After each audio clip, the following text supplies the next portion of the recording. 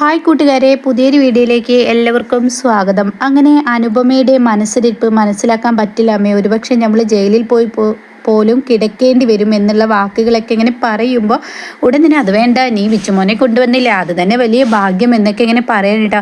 എടാ, ഒരു വഴിയുണ്ട്, അവൾ ആ വീട്ടിൽ നിന്ന് ഇനി പെട്ടെന്ന് ഇറക്കി വിടാൻ നോക്കുക. അതൊന്നും പറ്റില്ല അമ്മേ, അവളെ ഇറങ്ങി പോകുമ്പോഴേ പറ്റുള്ളൂ, അല്ലാതെ വിട്ട് കഴിഞ്ഞാൽ അത് പ്രശ്നമാവും എന്ന് പറയുമ്പോൾ എന്തൊരു കഷ്ടമാണ്. പിന്നീട് സുശീൽ കുറച്ച് നേരം ആലോചിച്ചിട്ട് പറയാം, എന്നാൽ ഒരു വഴിയുണ്ട്, നീ ഒരു പണി ചെയ്യും, അവളെ ആരുടെ പേരിലാണ് ആ വീടെടുത്തിരിക്കുന്നത്, എൻ്റെ പേരിൽ എന്ന് നീ ഹൗസ് ഓണറെ ചെന്ന് കണ്ടിട്ട് ആ ഇടപാടുകളൊക്കെ തീർത്തിട്ട് ചാവി ഇതാ എന്ന് പറഞ്ഞിട്ട് അങ്ങ് പോരണം. അതോടുകൂടി അനുപമ ആ വീട്ടിൽ നിന്ന് ഇറങ്ങിപ്പോയിക്കോളും, പിന്നീട് അയാൾ ആയിക്കോളും ബാക്കിയുള്ള ഇടപാട് എന്നൊക്കെ പറയണ്ട.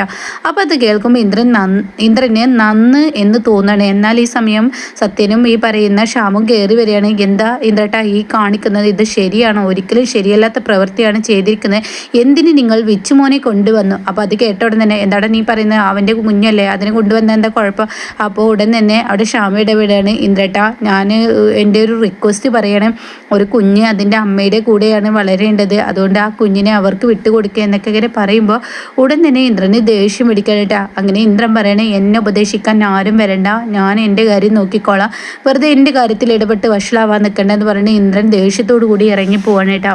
പിന്നീട് ഇന്ദ്രൻ ഇങ്ങനെ പോയതിന് ശേഷം സുശീല സത്യനെയും ശ്യാമിനെയും ഇങ്ങനെ തുറിച്ച് നോക്കാനിട്ട്. അപ്പോൾ അവരൊന്നും മിണ്ടുന്നില്ല. എന്നാൽ ഈ സമയം പിന്നീട് കാണിക്കുന്ന സത്യൻ കുളിയൊക്കെ കഴിഞ്ഞ് ഉമ്മറത്തോട്ട് വരുമ്പോൾ പ്രതിഭ ചായയുമായി വരികയാണ്. അപ്പോൾ ശ്യാമിന് നീ ചായ എടുത്തില്ലേ?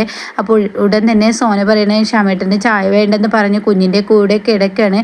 ആ മനുഷ്യന് വലിയ തളർച്ചയുണ്ട്, എങ്ങനെ തളരാതിരിക്കും, ഈ വീട്ടിൽ അങ്ങനെയുള്ള പ്രവൃത്തിയല്ലേ കാണിക്കുന്നത്, ഇപ്പോൾ പ്രതിഭ എന്നാൽ തളരുന്നതെന്ന് നോക്കുന്നത് നല്ലതാണ്, അത്രയും മാനസിക സമ്മർദ്ദമല്ലേ ഈ വീട്ടിൽ എല്ലാവർക്കും കിട്ടുന്നത് എന്നൊക്കെ ഇങ്ങനെ പറയണ്ട. അപ്പോൾ തന്നെ സോന പറയണേ, എൻ്റെ സത്യേട്ടൻ നമ്മളടുത്ത് തെറ്റുപറ്റി, കാര്യം എന്ത് പറഞ്ഞാൽ ഇങ്ങനെ ഒരു പ്രശ്നം ഉണ്ടായപ്പോൾ അമ്മ എന്തായാലും ഏഷണി കൂട്ടുന്ന ആളാന്ന് നമുക്ക് എല്ലാവർക്കും അറിയായിരുന്നു, പക്ഷേ ഫോൺ വിളിച്ച് സത്യേട്ടനും ഞാനൊക്കെ ഇന്ദ്രേട്ടനോട് കാര്യങ്ങൾ പറയണമായിരുന്നു, എന്നാൽ ഇത്ര പ്രശ്നം വന്നിരുന്നില്ല.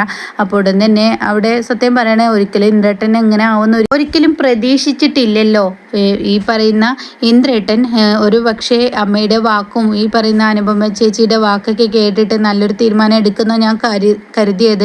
കുറേ കാര്യങ്ങളിൽ ഇപ്പോൾ അമ്മയെ എതിർത്ത് ഇന്ദ്രേട്ട അനുചേച്ചി ഇങ്ങോട്ടേക്ക് കൊണ്ടുവന്നൊക്കെ അല്ലേ, അതുകൊണ്ട് ഞാൻ അങ്ങനെ ഒരു തീരുമാനം ആവുന്നൊക്കെ വിചാരിച്ചത്, പക്ഷെ ഇങ്ങനെ വരുമായിരുന്നെങ്കിൽ ഇത് മുമ്പേ പറഞ്ഞാൽ മതിയായിരുന്നു, ഇത് ഇത്ര വഷളായിരുന്നില്ല എന്നൊക്കെ ഇങ്ങനെ പറയുമ്പോൾ പ്രതിഭ പറയണേ, എന്തായാലും എനിക്ക് വല്ലാതെ പേടിയാവുന്നു ആ കുഞ്ഞിൻ്റെ കാര്യത്തിൽ, കുഞ്ഞാണെങ്കിൽ ഞങ്ങളുടെ അടുത്തോട്ടൊന്നും വരുന്നില്ല, അതിനോട് ചെയ്യുന്ന ക്രൂരതയാണ്, ഇത് കൈവിട്ട കളിയാണ് എന്നൊക്കെ ഇങ്ങനെ സത്യനോട് പറയണേട്ടോ. അപ്പോൾ സത്യം പറയണേ, ഞാനിവിടെ ഒരു ആണാണെന്ന് പറഞ്ഞിട്ട് ഇരുന്നിട്ട് കാര്യമില്ലല്ലോ, ഇതിന് ഞാൻ എന്തെങ്കിലും ഒരു തീരുമാനം എടുക്കും, കാരണം ഞങ്ങൾ ആണായിട്ട് കാര്യമില്ലല്ലോ എന്നിങ്ങനെ പറയണേട്ടോ. പിന്നീട് എസ്ഐനെയാണ് കാണിക്കുന്നത്. മിഥുൻ്റെ അടുത്തോട്ട് പോയിരിക്കുകയാണ്. അങ്ങനെ മിഥുനാണെങ്കിൽ ബോധം കെട്ട് കിടക്കുകയാണ്. അപ്പോൾ ഉടനെ ഡോക്ടറോട് ചോദിക്കുന്നുണ്ട്, ഇവൻ്റെ മൊഴി എടുക്കേണ്ടത് അത്യാവശ്യമാണ്, ഇവന് ബോധം വന്നോ, ഇടയ്ക്ക് വരുന്നു പോകുന്നു, അങ്ങനെയാണ് ഇപ്പോൾ ഇവൻ്റെ അവസ്ഥ, എന്നാൽ നമുക്കൊന്ന് ഉണർത്തി നോക്കി ഈ കാര്യങ്ങൾ ചോദിച്ചാലോ, അതിനൊന്നും പറ്റിയ മാനസികാവസ്ഥയായിട്ടില്ല, അയാളുടെ അവസ്ഥ എപ്പോഴും ക്രിട്ടിക്കൽ തന്നെയാണ്, അതുകൊണ്ട് എന്തായാലും ഒന്നും ആയിട്ടില്ലെന്ന് പറയുമ്പോൾ എസ്ഐ പറയണേ, ഇയാളുടെ കുത്തിയ ആൾ ഇപ്പോൾ പോലീസ് സ്റ്റേഷനിൽ സറണ്ടർ ആയിട്ടുണ്ടെന്ന് പറയട്ടെ. അപ്പോൾ ഇത് കേട്ട ഉടൻ തന്നെ, ആഹാ അങ്ങനെയാണോ അല്ലേ, അപ്പോൾ ഞാൻ വിചാരിച്ചതുപോലെ തന്നെ സംഭവം നടന്നിരിക്കുന്നത് ഡോക്ടർ പറയുമ്പോൾ ഉടൻ തന്നെ ആണ്, ഇവന് ബോധം വന്നാൽ എന്നെ വിളിക്കണം എന്നൊക്കെ പറഞ്ഞിട്ട് പോവാണ്. അങ്ങനെ പുറത്ത് നിൽക്കുന്ന ആൻ്റണിയെയും കൂട്ടരെയൊക്കെ ചോദ്യം ചെയ്യാണ് കോൺസ്റ്റബിൾ.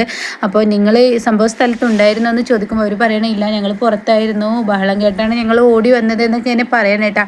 എന്തായാലും ഇവരുടെ ഫോൺ നമ്പറും ID വെരിഫിക്കേഷനൊക്കെ ഇവർ ചെയ്യുക എന്നൊക്കെ പറഞ്ഞിട്ട് അവിടെ നിന്ന് മെസ്സേജ് പോകുന്നുണ്ട് കേട്ടോ. പിന്നീടാണെങ്കിലോ അനുപമ ഇങ്ങനെ തൻ്റെ ആ വാടക വീട്ടിലിങ്ങനെ ഇരിക്കുന്ന സമയത്ത് അങ്ങോട്ടേക്ക് സത്യനും ശ്യാമും കയറി വരികയാണ്. അപ്പോൾ തന്നെ അനുചേച്ചി എന്ന് പറഞ്ഞ് 2-3 തവണ വിളിക്കുമ്പോഴും അനു വിളിക്കുന്നില്ല. അങ്ങനെ പിന്നീട് വീണ്ടും വിളിക്കുമ്പോഴാണ് അനുപമ എണീക്കുന്നത്. അങ്ങനെ സത്യനോ എന്നിങ്ങനെ ചോദിക്കുകയാണ്. അപ്പോൾ തന്നെ അനുചേച്ചി എന്ന് പറയുമ്പോൾ നിങ്ങളെന്നെ സമാധാനിപ്പിക്കാൻ വന്നതാണ്, എങ്കിലും വന്നിട്ടൊന്നും കാര്യമില്ല എന്നിങ്ങനെ പറയാണ്. അപ്പോൾ തന്നെ സത്യം പറയണ അനുചേച്ചി, പിന്നെ അത് എന്നൊക്കെ ഇങ്ങനെ പറയുമ്പോൾ, നീ പറഞ്ഞു വരുന്നത് എന്താണെന്ന് എനിക്കറിയാം, ഇക്കാര്യത്തിൽ നിങ്ങൾ ഇടപെടാൻ കേട്ടിട്ടും കാര്യമൊന്നുമില്ല, അതൊന്നും കേൾക്കില്ല, പക്ഷെ നിങ്ങൾക്ക് ചെയ്യാൻ പറ്റുന്ന ഒരു കാര്യമുണ്ട്, നിങ്ങളത് ചെയ്തു തരും, എൻ്റെ കുഞ്ഞിനെ എനിക്ക് നിങ്ങൾക്ക് വിട്ടുതരാൻ തീർച്ചയായും കഴിയും, അതിൽ നിങ്ങൾ ഇടപെടുമെന്നൊക്കെ ചോദിക്കാനായിട്ട്. അപ്പോൾ തന്നെ സത്യം പറയണ അക്കാര്യം കൂടി പറയാനാണ് വന്നത്. അനുചേച്ചി ഒരു തരത്തിലും വിഷമിക്കണ്ട എന്നൊക്കെ അങ്ങനെ പറയുമ്പോൾ അനുപമ പറയണേ, എനിക്കിതിന് തിരിച്ചടി കൊടുക്കാനൊക്കെ എനിക്ക് നന്നായി അറിയാം. അമ്മയും മകനെയും ഇതേ അവസ്ഥയിലാക്കാനും എനിക്കറിയാം. ജ്യോത്സ്യം പറഞ്ഞ ആ പ്രവചനം രവികുമാറിനെ അങ്ങ് അറിയിച്ചു കഴിഞ്ഞ കാര്യങ്ങളൊക്കെ കൈവിട്ടു പോകും.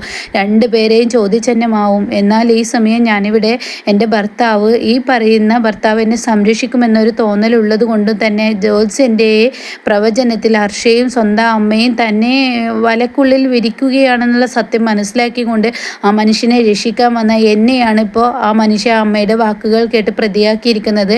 അതുകൊണ്ട് തന്നെ സത്യം നിങ്ങൾ അറിയണം. ഹർഷ വന്നിട്ട് ഇവിടെ ഉണ്ടാക്കിയ പ്രശ്നം എന്താണ് നിങ്ങൾ അറിയണം. ഇനി നിങ്ങളോട് മറച്ചു വെക്കുന്നതിൽ കാര്യമില്ല. അപ്പോൾ ഉടൻ തന്നെ അവിടെ അവരിങ്ങനെ ഞെട്ടി നിൽക്കുകയാണ് കേട്ടോ. എന്നിട്ട് അവിടെ സത്യനോട് അനുപമ പറയണേ, ഇനി മറച്ചു വെക്കുന്നതിൽ കാര്യമില്ലെന്ന് പറയുന്നത് എൻ്റെ നിരപരാധിത്വം നിങ്ങൾക്ക് മുന്നിൽ തെളിയിക്കണം. എൻ്റെ അടുത്ത് തെളിവുകളൊന്നും ഇല്ലാത്തത് കൊണ്ട് തന്നെ നിങ്ങൾക്ക് മുന്നിൽ ഞാൻ പറയുന്ന വാക്കുകളാണ് ഏറ്റവും വലിയ തെളിവ്. അതിന് നിങ്ങൾ വിശ്വസിക്കുമോ എന്നൊന്നും എനിക്കറിയില്ല. പക്ഷേ ഇവിടെ വിനയൻ ഉണ്ടായിരുന്നു. വിനയനാണ് ആകെ ഒരു തെളിവെന്ന് പറയുന്നത്. പക്ഷേ വിനയനൊരു നെറ്റിപ്പട്ടം ചാർത്തിയിട്ടുണ്ടല്ലോ, നുണ പറയുന്നതിനും കള്ളത്തരം ചെയ്യുന്നതിനും എന്നൊക്കെയുള്ള വെറ്റിപ്പട്ട. അതുകൊണ്ട് തന്നെ വിനയൻ്റെ വാക്കുകൾക്ക് ആരും മൂല്യം കൊടുക്കില്ല. പക്ഷേ എന്നോട് ചെയ്തത് ഇങ്ങനെയാണ്, ഭർത്താവിനെ തമ്മിൽ മാറുമോ എന്നൊക്കെയാണ് ചോദിച്ചത്.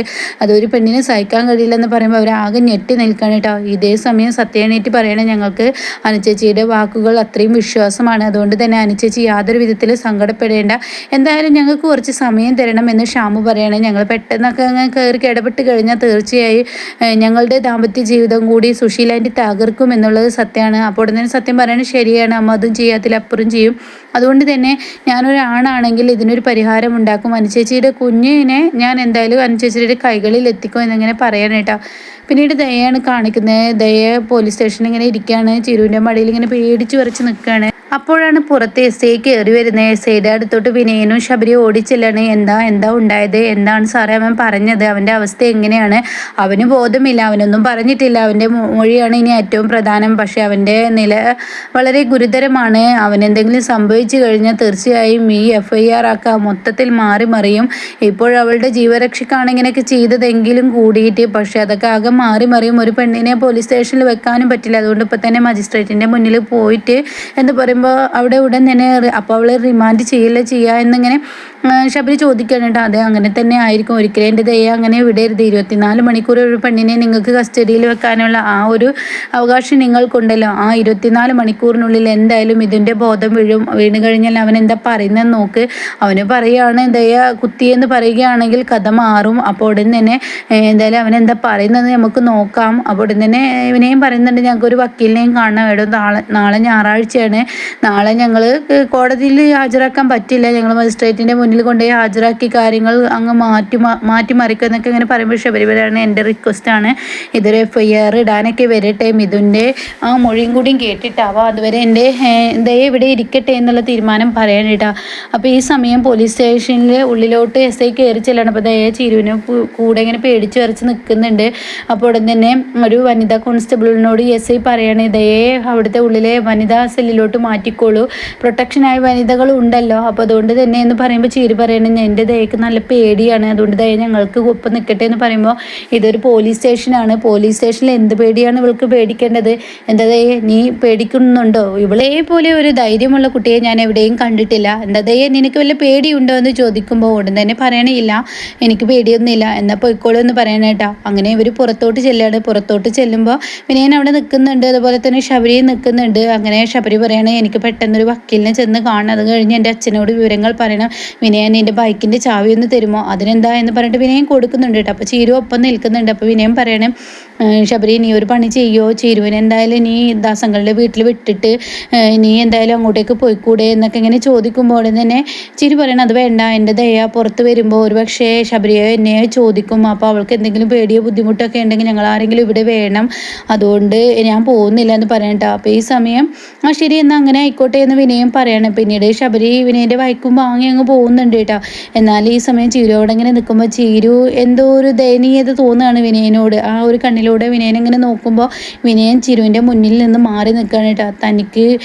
തന്നോട് വെറുപ്പാണ് ചിരുവിന് എന്ന് മനസ്സിലാക്കിക്കൊണ്ട് തന്നെ വിനയൻ ഇങ്ങനെ അകന്നു പോകുമ്പോൾ ചിരുവിന് വളരെ സങ്കടത്തോടു കൂടി ഇങ്ങനെ തിരിഞ്ഞു നോക്കുന്ന ആ ഒരു സീനിലാണ് എപ്പിസോഡ് നിർത്തിയിരിക്കുന്നത് കേട്ടോ.